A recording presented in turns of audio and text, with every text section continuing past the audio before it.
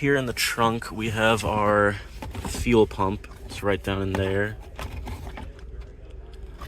And then here on the engine, we have the fuel rails.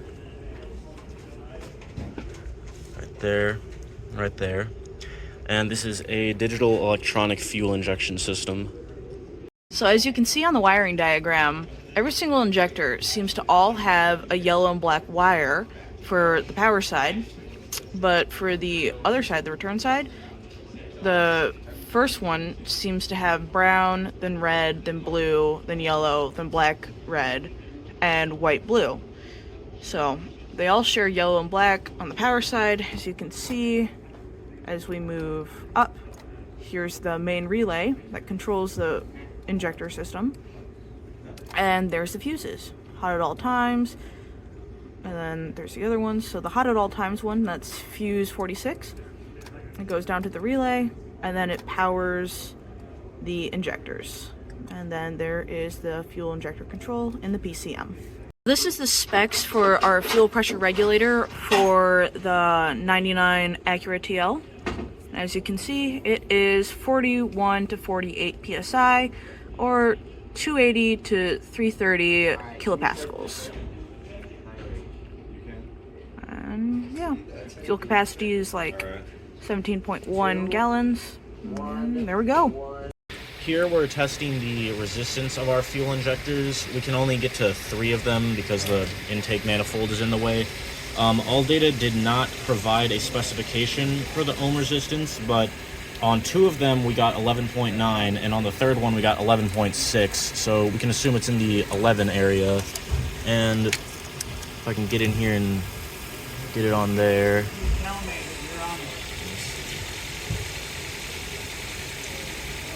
There we go. So that one's 11.9. This is fuel injector 4. Yeah. And then that's 11.9. Number 1 was also 11.9, and number 6 was 11.6. So we can assume it's somewhere in that 11 to 12 range that it's supposed to be. Now we're doing a voltage drop across the injector. You can see it's fluctuating. This is just an average. And when we rev it, it should go up. Okay, rev it.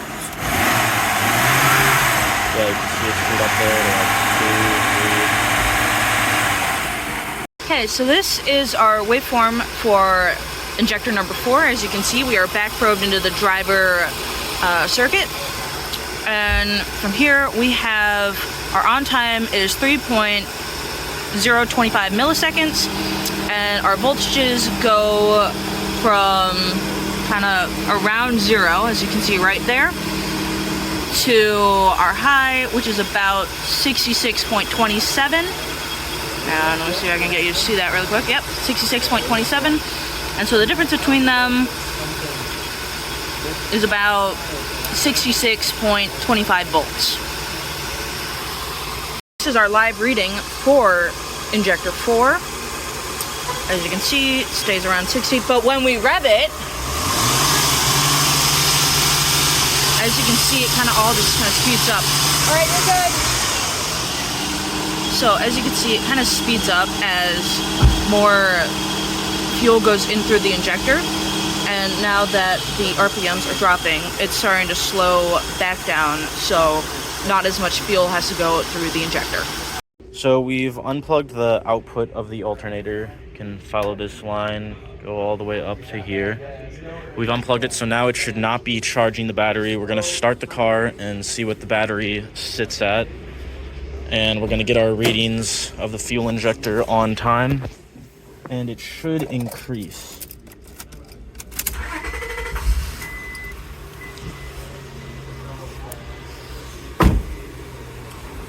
Okay. So we can see now the battery is at 12.65, and it's slowly dropping because the alternator's not charging it. So it's just going to keep slowly dropping.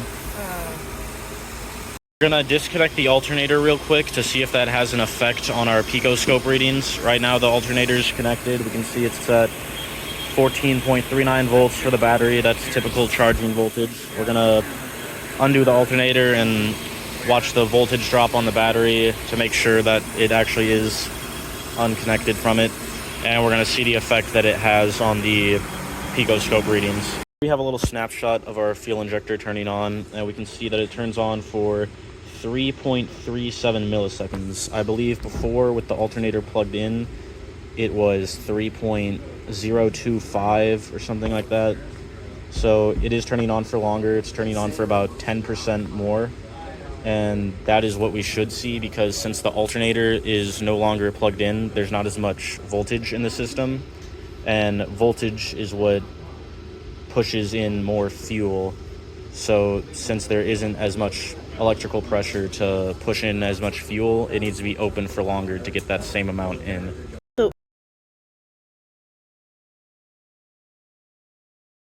Here are the PIDs we found for fuel.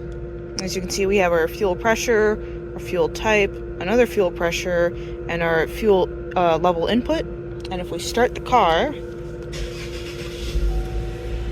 as you can see, our fuel pressures are already immediately spiking, while our fuel type level input kind of remains the same. As you can see, like right there and right there, it's kind of like a spike from when the car like turns on. And I assume if we increase RPMs,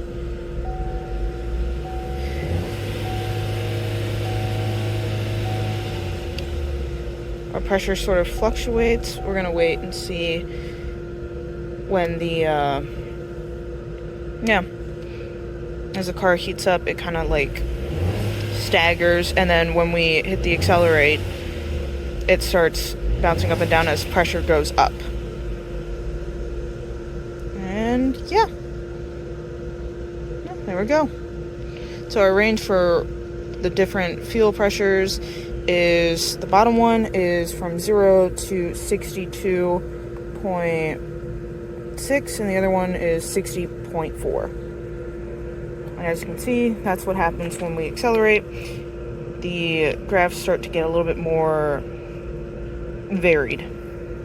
We have the car running, and now we're going to pull the fuel pump fuse, and it should die after a couple of seconds. It'll still run for a couple of seconds with the residual pressure in the fuel system, but then that'll all get used up and it'll die out.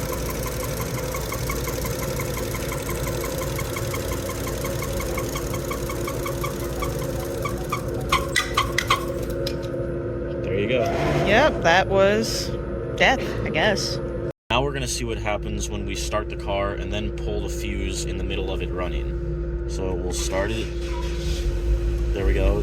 There's an immediate spike in pressure. And now I'm going to go out there and I'll pull the fuse. It should run for a couple of seconds and then drop off.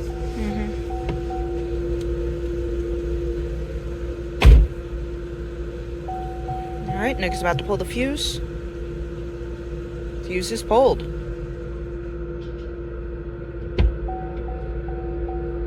And the car just kind of like instantly went out, like after about like a second. Okay, and now we're gonna plug the fuse back in because I think it does need the fuse to show the reading for that. We're sitting at like 36 to like 39 right now in PSI. Look at that immediate drop, like immediately down to 6.5. As you can see by like the steep like drop. So the fuse does need to be in order to deliver that reading to the PCM. So the pressure did drop all the way down as the fuse was pulled, and it used up all that pressure, and the fuel pump stopped working, but it didn't read it until we put the fuse back in. And now that like the fuse is back in, it's reading and pressure is slowly going back up. Now we've taken out the fuse for the fuel pump. There's still some residual pressure left over from when it was last started, so it should start for like a couple of seconds, but then once that residual pressure is used up and the fuel pump isn't pumping because the fuse is out, then the car should die.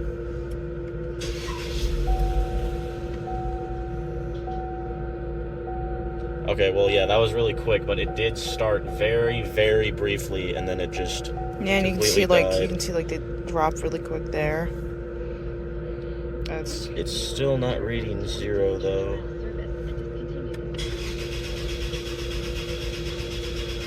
Oh, it's trying. That does not sound good.